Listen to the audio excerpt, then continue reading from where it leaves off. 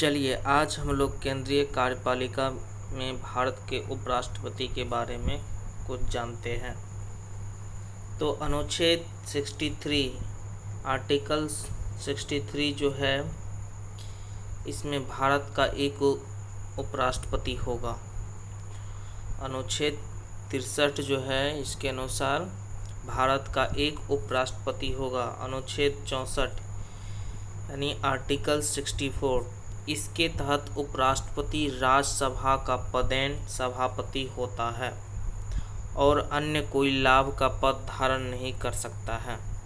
अनुच्छेद जो है 64 है, इसके तहत क्या है कि उपराष्ट्रपति राज्यसभा का पदेन सभापति होता है और अन्य कोई लाभ का पद धारण नहीं कर सकता। उपराष्ट्रपति दिल्ली विश्वविद्यालय का पदेन कुलपति होता है। उपराष्ट्रपति दिल्ली विश्वविद्यालय का पदेन कुलपति होता है। उपराष्ट्रपति को राज्यसभा सदस्य नहीं होने के कारण मत देने का अधिकार नहीं है। उपराष्ट्रपति को राज्यसभा सदस्य नहीं होने के कारण मत देने का अधिकार नहीं है, किंतु सभापति के रूप में निर्णायक मत देने का अधिकार है। सभापति के रूप में निर्णायक मत देने का अधिकार प्राप्त है। उपराष्ट्रपति को राज्यसभा सदस्य नहीं होने के कारण मत देने का अधिकार नहीं है, किंतु सभापति के रूप में निर्णायक मत देने का अधिकार प्राप्त है। तो संविधान में प्राप्त उपराष्ट्रपति से संबंधित प्रावधान ये अमेरिका के संविधान से ग्रहण किया गया है। भारतीय संविधान में जो उपराष्ट्रपति से संबंधित प्रावधान है, ये किस देश के संविधान से लिया गया है? तो अमेरिका से। यदि राष्ट्रपति पद की रिक्तता राष्ट्रपति की मृत्यु होने पर या महाभियोग संकल्प पारित होने पर या स्वयं पद या पद से हटाए जाने पर राष्ट्रपति के रूप में अपना कार्य की असमर्थता व्यक्त करने आदि के कारण हुई है, तो उपराष्ट्रपति अनुच्छेद 65(1) के तहत राष्ट्रपति पद ग्रहण कर लेता है। ऐसी स्थिति में अनुच्छेद 65(3) के तहत नए राष्ट्रपति के चयन तक उस पद पर बना रहता है। ऐसी स्थिति में अधिकतम 6 माह के भीतर चुनाव करना आवश्यक होता है। इस दौरान उपराष्ट्रपति को सभी वेतन, भत्ते एवं उन्मुक्तियां उपलब्ध होती है जो राष्ट्रपति को होती है। तो क्या समझे हम लोग? जैसे राष्ट्रपति पद यदि खाली रहता है, यानी राष्ट्रपति की मृत्यु होने पर या उस पर महाभियोग संकल्प पारित होने पर या स्वयं पद से हट जाता है या पद से हटाए जाने पर, तो राष्ट्रपति के रूप में अपनी कार्य असमर्थता व्यक्त करने के कारण यदि राष्ट्रपति के रूप में वो काम नहीं कर पाते हैं, तो उपराष्ट्रपति अनुच्छेद 65(1) के तहत राष्ट्रपति पद ग्रहण कर लेता है।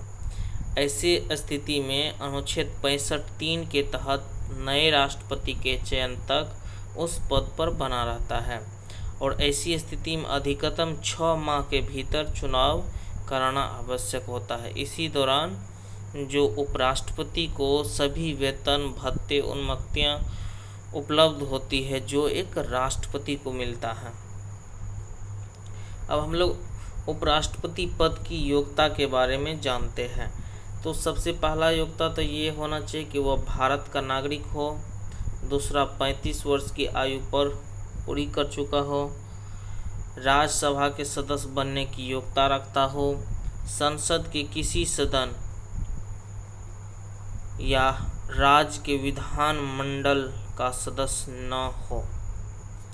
किसी लाभ के पद पर न हो। तो राष्ट्रपति की योग्यता के लिए क्या जरूरी है कि वह भारत का नागरिक हो, 35 वर्ष की आयु पूरी कर चुका हो, राज्यसभा के सदस्य बनने की योग्यता रखता हो, संसद के किसी सदन या राज्य के विधानमंडल का सदस्य न हो और किसी लाभ के पद पर नहीं हो।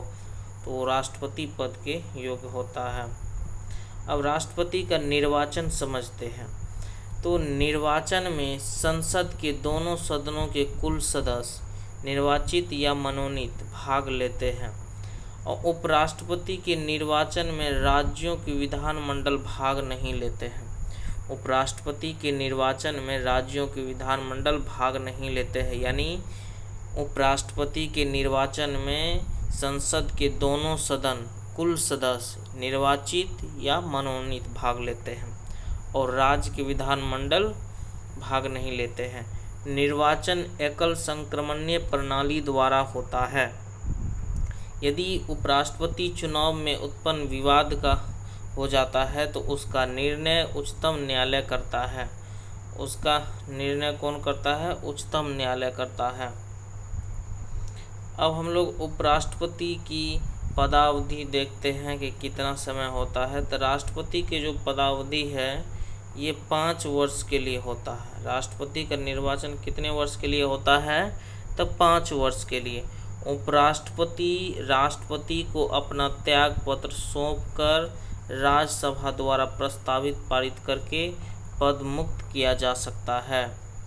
उपराष्ट्रपति राष्ट्रपति को अपना त्याग पत्र सौंपकर या राज्यसभा द्वारा प्रस्तावित पारित करके पद मुक्त किया जा सकता है। किसको? उपराष्ट्रपति को।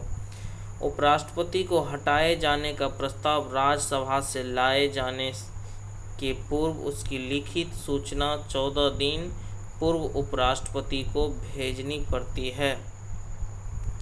यदि उपराष्ट्रपति को हटाए जाने का प्रस्ताव राज्यसभा से लाए जाने के पूर्व उसकी लिखित सूचना 14 दिन पूर्व उपराष्ट्रपति को भेजनी पड़ती है। उपराष्ट्रपति पर महाभियोग नहीं लगाया जा सकता है। उपराष्ट्रपति पर महाभियोग नहीं लगाया जा सकता है। अब हम लोग शपथ के बारे में समझते हैं कि उपराष्ट्रपति का शपथ कैसे होता है।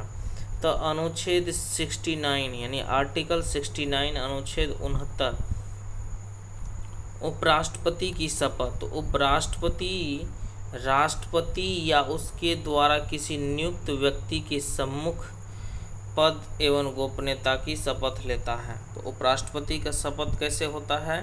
तो राष्ट्रपति करवाता है या उसके द्वारा किसी नियुक्त व्यक्ति के सम्मुख यानी उसी के बराबर पद एवं गोपनीयता की शपथ लेता है। अनुच्छेद 97 जो है 97 आर्टिकल्स, तो उपराष्ट्रपति अपने पद का वेतन ग्रहण नहीं करता है, बल्कि वह राज्यसभा के सभापति के रूप में अपना वेतन ग्रहण करता है। आर्टिकल्स 97 क्या है? अनुच्छेद 97 कि उपराष्ट्रपति अपना पद का वेतन ग्रहण नहीं करता है, बल्कि जो राज्यसभा के सभापति के रूप में अपना वेतन ग्रहण करता है। उपराष्ट्रपति का वेतन 4 लाख रुपये है। यह वेतन भारत की संचित निधि से दिया जाता है। तो उपराष्ट्रपति का वेतन कितना है? 4 लाख रुपया है, और यह वेतन भारत की संचित निधि से दिया जाता है। उपराष्ट्रपति वेतन एवं भत्तों को उसकी पदावधि के दौरान घटाया बढ़ाया नहीं जा सकता है। राष्ट्रपति का जो वेतन है और भत्ता होता है उसकी पदावधि यानी जिस समय वो रहता है उसी दौरान घटाया बढ़ाया नहीं जा सकता है। पदावधि के दौरान मृत्यु, पदावधि के समाप्ति की स्थिति में पारिवारिक पेंशन, आवास और चिकित्सा की सुविधा का प्रावधान है। यदि पदावधि के दौरान ही मृत्यु हो जाता है या पदावधि समाप्त की स्थिति में जो पारिवारिक पेंशन मिलता है, आवास और चिकित्सा सुविधा का प्रावधान है। इस प्रकार से केंद्रीय कार्यपालिका में हम लोग उपराष्ट्रपति के बारे में जो कुछ जाने उसे आप याद रख सकते हैं।